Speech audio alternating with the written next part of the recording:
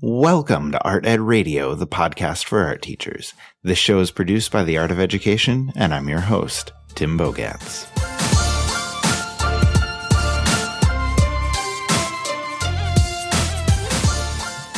So much of what we do in the art room can come back to one thing, wanting our students to have a positive experience with art.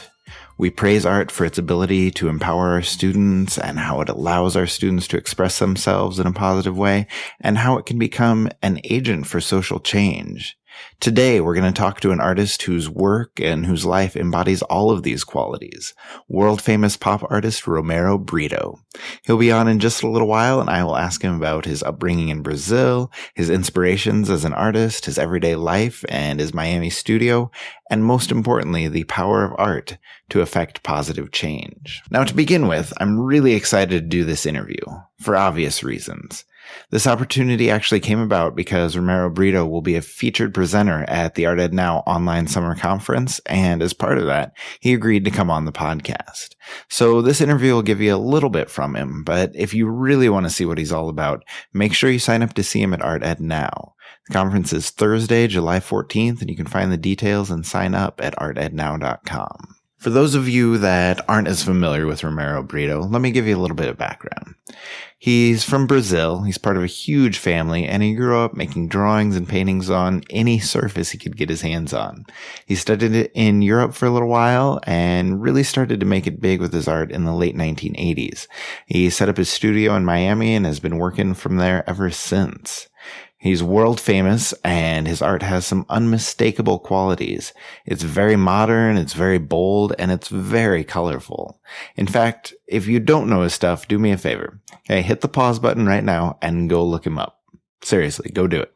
Okay, because first, you actually probably have seen his work before. I mean, seriously, it's everywhere.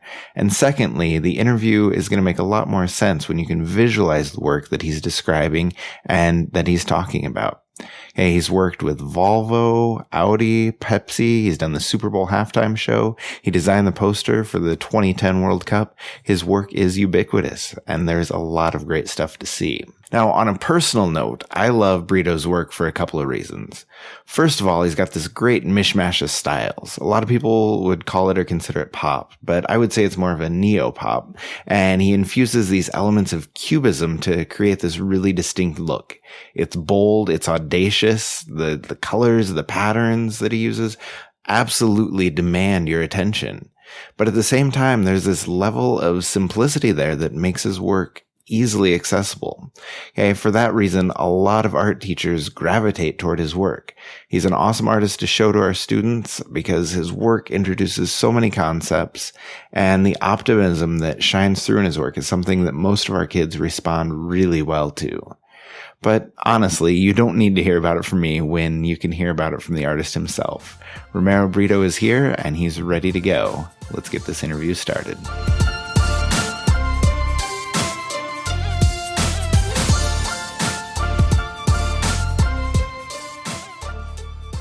All right, I'm here with Romero Britto, world-famous artist, and we are very excited to talk to him. Thank you for joining us. How are you today? Oh, very well, very well. Thank you so much. Everything is good. I'm here in Miami. I'm beautiful and very warm. It's good. That's awesome. All right. Now, for those of our listeners that aren't as familiar with your story, can you talk just a little bit about how you became an artist and kind of your journey to where you are today? Well, I was born in Brazil and grew up in a family with nine. I mean, we were nine basically, yeah. And I was the youngest one and a single mother, and very challenging. But basically, growing up in Brazil and the situation I grew up really gave me strength to do what I do today, and being creative. Just like I don't think I'll be able to do what I do today if I didn't have such a hard time when I was growing up. But right. At the same time, I had moments that was really fun. Going to the beach. Because I did live not far from the beach, and there was animals around my house because my brothers all like dogs, cats, and horse or chickens, things like that. It was very interesting. It was just ups and downs, but it was those good moments and bad moments. So Okay, that's really cool. And what inspired you to start creating art? Like what was the first thing that really got you creating? Growing up, as I was a kid, I mean, usually kids, they love, drawings. I love doing drawings. I used to do drawings and everything that I could, my hands on, like from my notebooks, books from the school. At time that my mother used to tell me, don't do so many drawings in the notebooks because there's no more money to be buying notebooks. But, cardboards, anything I could do. And there was a time that I couldn't buy brushes. I did, paintings with my finger, did finger paint. It was like, oh my God. I mean, I've done so many. Even today, anything in the studio that I can do recycle, I do recycle, from bags, from shopping. When I do shopping, I've done art with shopping bags or, like all kind of stuff. I mean, it's just like, there's so many things out there. You don't need just to paint on canvas or sculpt in a marble. I mean, there's all kind of things that you can create art with just out there. Yeah, that's very true. That's very cool. Now, being such a famous artist, I know you've had the ability to do all sorts of different works, all sorts of collaborations. And I know you believe in the ability of the arts to be kind of an agent for change, for positive change. So what are some of your favorite partnerships or events or charitable work that you've done? Well, yeah, I agree with you that art can really be, like an agent of change. It can be like inspiring, can put people together.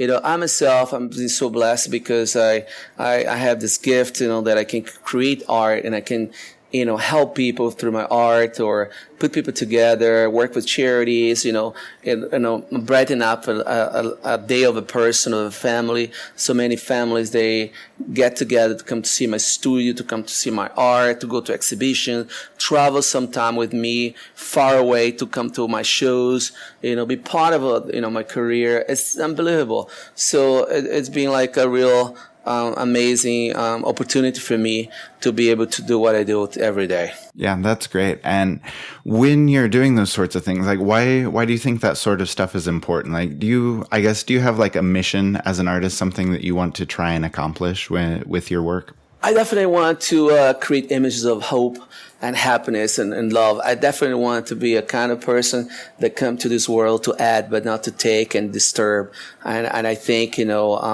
that's my mission. And I'm very, honored that I had this opportunity to do this. And I have the support of so many people. Because, if somebody come to this, to have an opportunity to be alive, walk and talk and be able to see and hear, and they end up, creating trouble to others, to society, to, making other people unhappy and hurting people is not good. So my mission is to create images of hope and happiness and share my art with everybody. Oh, cool. I really like that. And, just kind of speaking on that idea of positivity, like, do you have a particular work or a particular set of works that you really think, shows that message of positivity or things that you are really proud of specifically?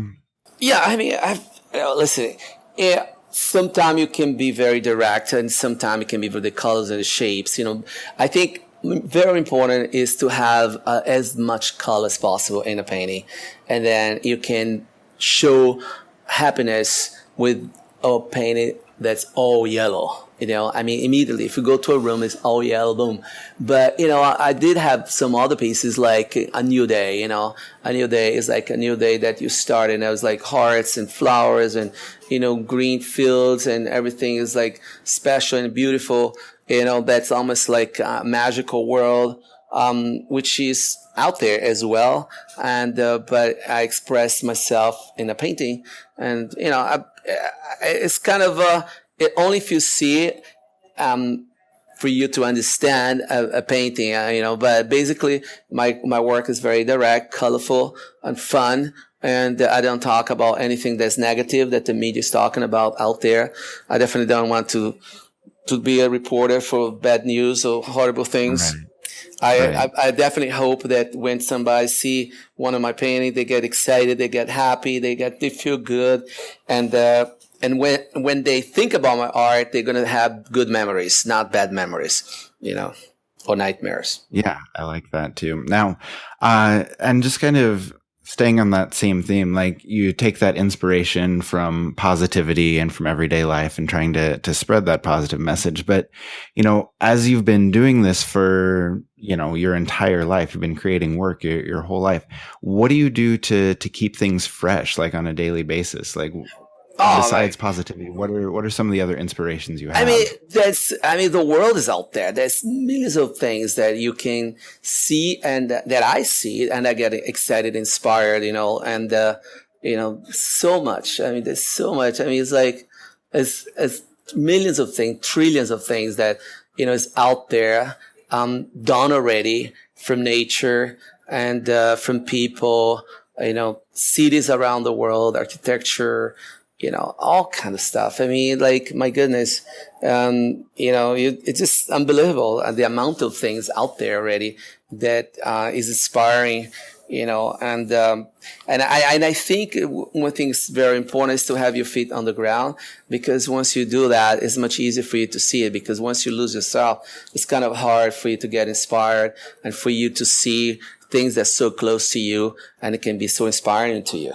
Yeah, that's really good. Now, along with that, do you have any like artist heroes or artists that have inspired you that make you want to create work? Yes, definitely. I'm admired from artists from the Renaissance, to modern masters like Picasso, Matisse, Mondrian, and Van Gogh. There's so many artists out there, that I love it. And then American artists like Andy Warhol, like Keith Haring, Jasper Johns. It's amazing artists, pop artists that did like fun art and that was very inclusive.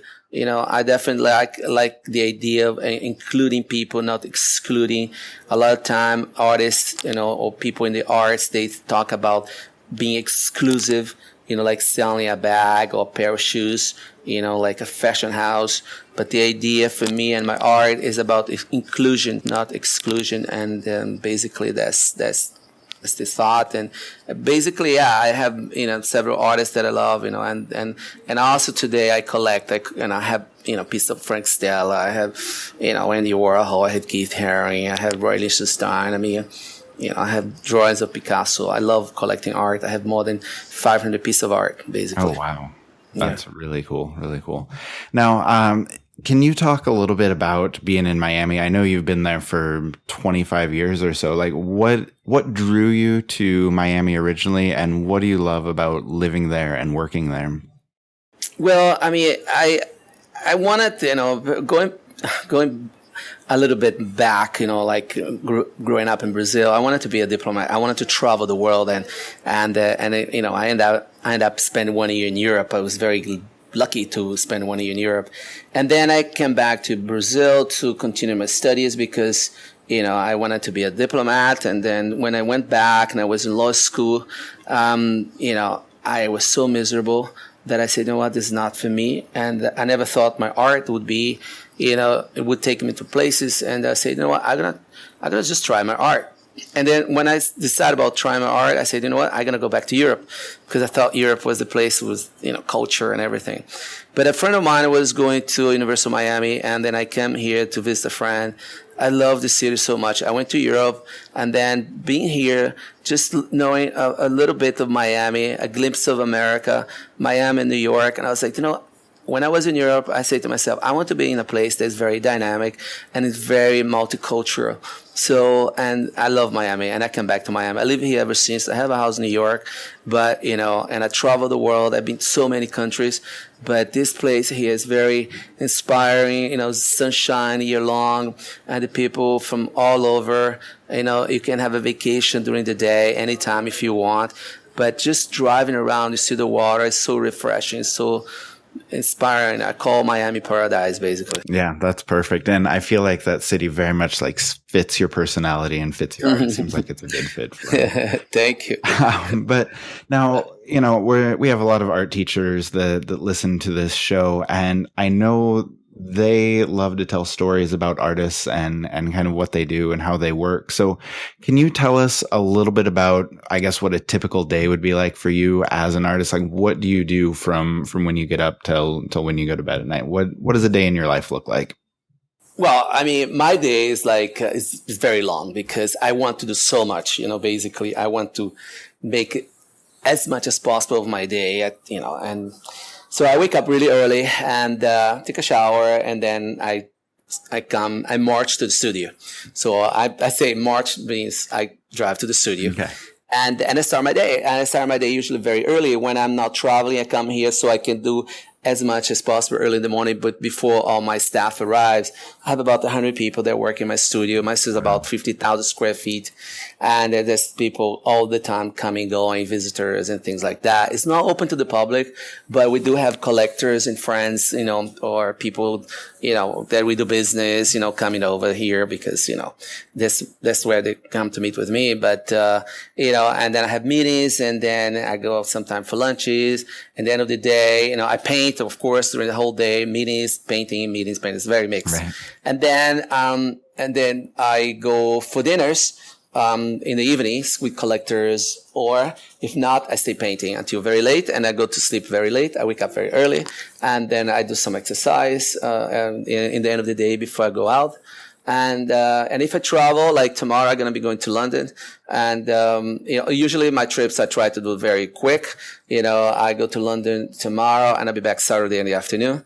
Yeah. Or, I've done trips like just for a day or things like that. But when I come back, I come straight onto the studio and I change my clothes. I have a closet here with clothes, so I change clothes, shower and everything. And then I spend a lot of time here. And, if I don't have a meeting or lunch, I spend the whole day in the studio. So I love being here. Very nice. Okay, now then just one last question for you. Obviously, you've had a ton of opportunities through your career, but what projects do you have planned for the future? Like, what's next for you? Oh my God, I have so many things I wanted to do. I mean, there's so much. I mean, the sky's the limit. I dream so much. I have actually to contain myself because I always want to do more. Sometimes, sometimes I feel I'm related to Elizabeth Taylor because she always like more. So,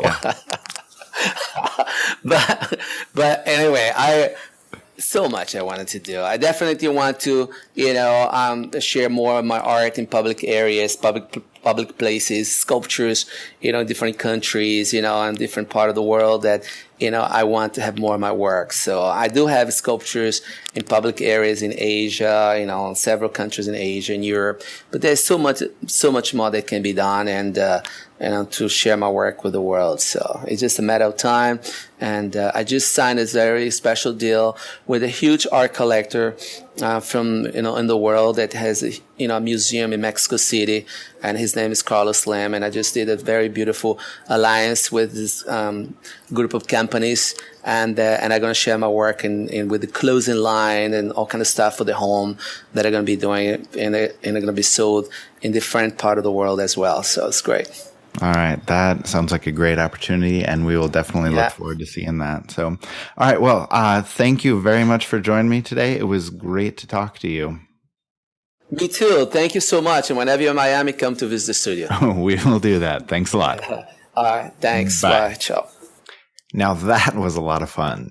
It's definitely not every day that you're able to talk to someone that well known in the world of art. So a big thank you to Romero Britto for coming on the show.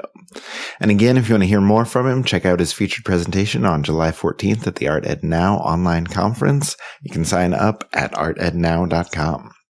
Now, I loved everything that he had to say about what inspired him to become an artist and what continues to inspire him. I really enjoyed hearing about his personal art collection and who some of his favorite artists are. It's really cool to me to hear about those influences because it was exactly what I visualized. Like, think about it this way.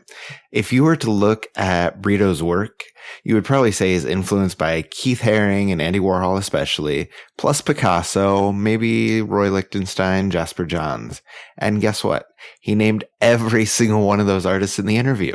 Seeing how art history plays out like that, just a conversation between artists over time, it's awesome to be able to watch art evolve. And it's that type of a progression that can really help our students understand what we get so excited about when it comes to art.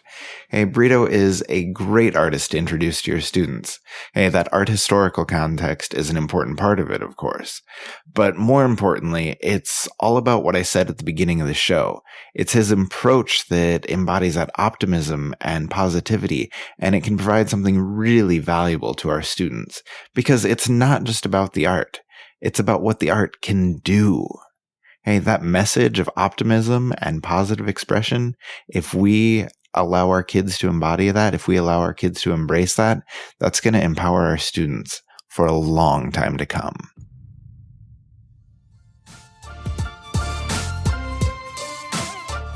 Art Ed Radio is developed, produced, and supported by the Art of Education with audio engineering by Michael Crocker. Please subscribe to Art Ed Radio on iTunes or your favorite podcast app and check out artedradio.com. Most importantly, when you're there, you can now enter your email address to sign up for the Art Ed Radio mailing list. We're going to be hitting you up every week with some thoughts on the show, some other quick writings, and recommendations for other podcasts, artworks, or stories from around the world of art. Honestly, it's going to be the best part of your week. Thanks for listening.